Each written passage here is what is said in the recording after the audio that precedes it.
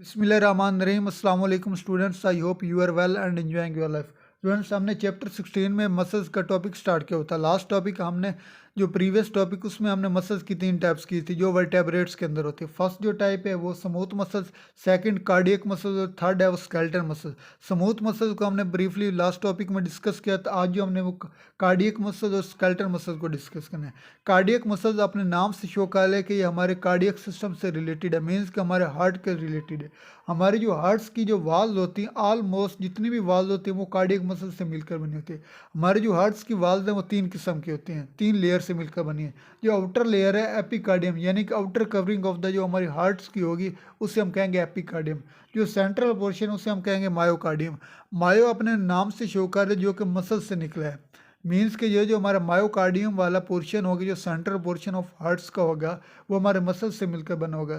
जो inner portion उसे हम कहेंगे एंडोकार्डियम, जिसने inner chamber of the hearts cover किया होगा। Muscles, cardiac muscle it related to the muscles of hearts, ये हमारे हार्ट्स के मसल से रिलेटेड है। और इसने कंस्टिट्यूट किया होना है हमारी ऑलमोस्ट हार्ट्स की वाल्स को। It constitute most of the mass of hearts walls, हमारे जो हार्ट्स की वाल्स हैं उसका जो ज़्यादातर मास होगा वो कार्डियक मसल्स ने कवर किया होगा। अब हार्ट्स की 3 किस्म की वाल्स हैं, 3 लेयर हैं जिसके हार्ट्स की वाल्स मिलकर बनी। एपिकार्डियम जो कि आउटर कवरिंग होगी जो हमारी हार्ट्स की, मायोकार्डियम सेंट्रल पोर्शन होगा। मायो अपने नाम से शो कर रहा है, मायो का वर्ड जहाँ भी आ जाए आपने अपने दिमाग में उठाना, मायो रिलेटेड है हमारे मसल से। मायोकार्डियम मीन्स जो हमारे सेंट्रल पोर्शन ऑफ हार्ट्स का होगा वो मसल से मिलकर बना होगा, जिस वजह से इसे हम कहेंगे मायोकार्डियम। और जो एंडोकार्डियम ये हमारा इनर पोर्शन होगा, इनर चैम्बर ऑफ हार्ट्स का होगा। अब ये जो हार्ट्स के जो मसल्स होते हैं ये सिंगल सेल्स एक चेन की शेप में होते हैं। अगर मैं ये यहाँ ड्रा करूँ, ये एक सेल है मसल्स का, कार्डियक मसल्स का, जो सेकंड होगा वो इसके नीचे होगा। क्यों? एक शेयर, इनकी जो शेप होगी कुछ इस तरह चेन की शेप में होगी। ये लेफ्ट राइट नहीं होगी बल्कि एक चेन की शेप में अटैच होंगे। और जो हर सेल होगा, हर सेल के अंदर अपना न्यूक्लियस होगा। ये एक भी न्यूक्लियस हो सकता है, एक से ज़्यादा भी न्यूक्लियस हो सकता है। अब ये जो सेल्स होते हैं इन्होंने अपने आप की जो शेप ऑर्गेनाइज की होनी वो फाइबर लाइक होनी।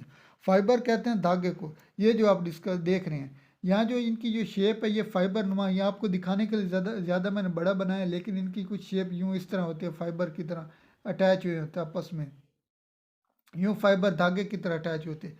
लेकिन इनके जो ब्रांचेज होते हैं, ये जो फाइबर के धागे होते हैं, इन्होंने अपने एक दूसरे के साथ जब इंटरकनेक्टेड हैं, या तो इन्होंने ब्रांचेज के साथ होना है या इन्होंने आपस के अंदर इंटरकनेक्टेड होने, अंदर इन साइड आपस में एक दूसरे के साथ अटैच हुए होना है।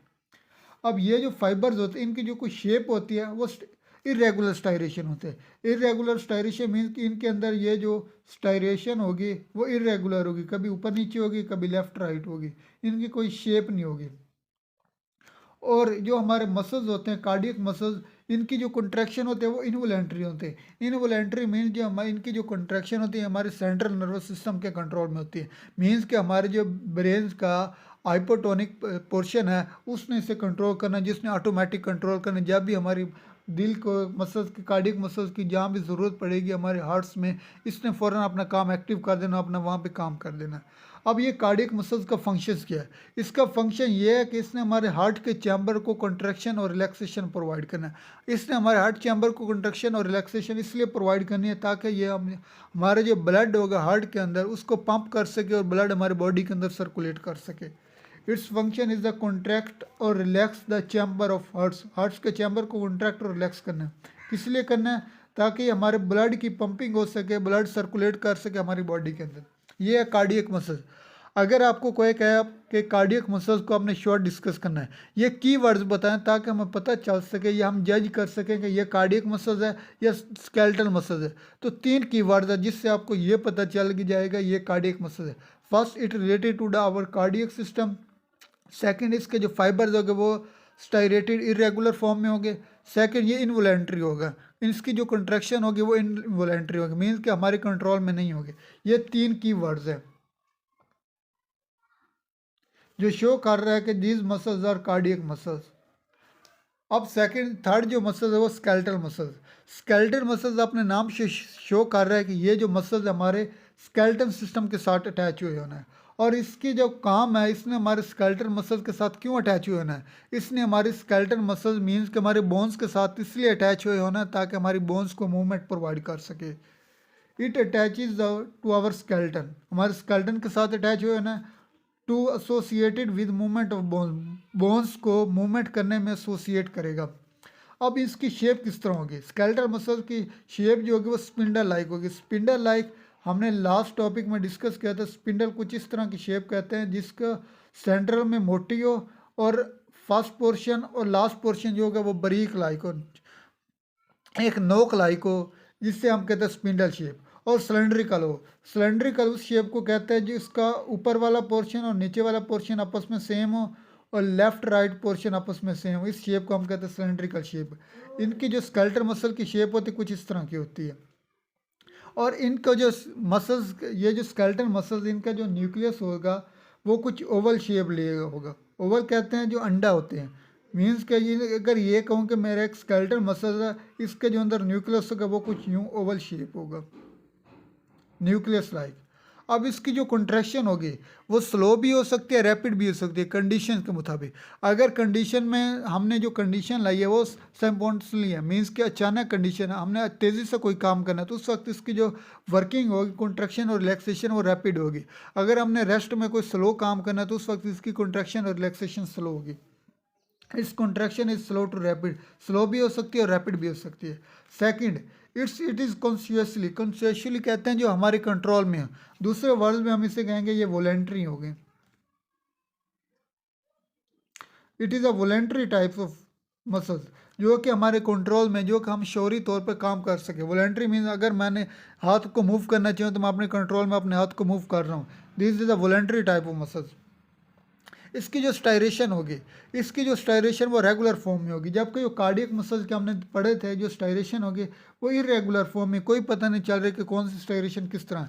लेकिन जो हमारे स्केलेटल मसल्स है इसकी जो स्टायरेशन होगी वो एक रेगुलर फॉर्म में होगी। यहाँ जो आप देख रहे हैं इसका जो फर्स्ट पोर्शन है वो लाइट, फिर dark, light, dark, light, dark, इस तरह स्टायरेटेड होगी। दूसरी तरफ भी लाइट, डार्क, लाइट, डार्क। एक स्टायरेशन होगी डार्क और लाइट कलर की जो आपस में अल्टरनेटेड बैंड होंगे। Styration, it is regularly striped और striated because they show alternate bands, क्योंकि इसके अंदर अल्टरनेट बॉन्ड्स होते हैं। कौन से अल्टरनेट बैंड? डार्क और लाइट होते हैं। अब ये जो बोन्स होती है, एक बोन्स दूसरी बोन्स के साथ डायरेक्ट अटैच नहीं होते। एक बोन्स को दूसरी बोन्स के साथ अटैच करने के लिए कुछ बैंड्स हमें रिक्वायर्ड होते हैं जो कि नॉन इलास्टिक होते हैं, जिन्हें हम कहते हैं टेंडन्स। टेंडन्स ऐसे बैंड्स होते हैं जो नॉन इलास्टिक होते हैं, जो मसल्स के एंड्स पर प्रेजेंट होते हैं, जिन्होंने बोन्स को मूवमेंट करनी है। ये नॉन इलास्टिक क्यों होते हैं? नॉन इलास्टिक इसलिए होते हैं, अगर फ़र्ज़ करें मैंने ये जो मैं आपके मार्कल दिखाई दे रही है, ये फ़र्ज़ के मेरी बोन्स हैं, और ये जो मेरी बायरो है ये फ़र्ज़ के हमारी जो टेंडन है नॉन इलास्टिक है। अगर मैंने बोन्स को मूव करना है तो मैंने टेंडन को मूव करना है। टेंडन को जब मैं मूव करूँगा तो मेरी बोन्स मूव करेगी। अगर ये टेंडन इलास्टिक हो, इलास्टिक कहते हैं जो चीज़ आसानी से खींची जा सके, जिसको हम खींचे तो उसकी जो लेंथ होगी वो इंक्रीज़ हो सके। जिस तरह रबर बैंड होते हैं, रबर बैंड इलास्टिक होते हैं, जिससे हम खींचे तो उसकी लेंथ इंक्रीज़ हो सके। जबकि जो रस्सी होती है वो नॉन इलास्टिक होती है, उससे जितना मर्जी खींच ले वो टूट जाती है, लेकिन उसकी लेंथ इंक्रीज़ नहीं हो सकती।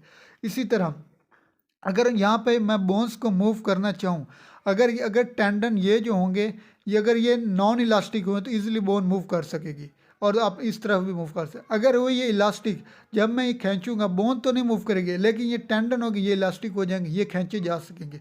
इस वजह से मसल्स के जो एंड होंगे इस पे जो बैंड्स होंगे वो नॉन इलास्टिक होंगे। इन बैंड्स को हम कहते हैं tendon. Each end of a muscle is connected with a band of non elastic bundles. अगर ये एक मसल का ये जो आप डार्क पोर्शन देख रहे हैं यहाँ पे टेंडन होंगे, टेंडन बोन्स के साथ अटैच होंगे ताकि जब हम मसल्स को मूव करें बोन्स भी इसके साथ मूव कर सकें। ये जो टेंडन होगी ये नॉन इलास्टिक बंडल्स होंगे और कोलेजन फाइबर से मिलकर बनेंगे। जबकि बोन्स की दूसरी तरफ ऑलवेज लिगामेंट्स प्रोवाइड होंगे। लिगामेंट्स ऐसे फिलामेंट्स होते हैं जिसने बोन्स को बोन्स के साथ अटैच करना है, जबकि टेंडन ने मसल्स को बोन्स के साथ अटैच करना है। आज जो हमने डिस्कस किया कार्डियक मसल्स, स्केलेटल मसल्स, अभी तक के लिए इतना। इंशाल्लाह मिलेंगे नेक्स्ट लेक्चर में, तब तक के लिए अल्लाह हाफिज़।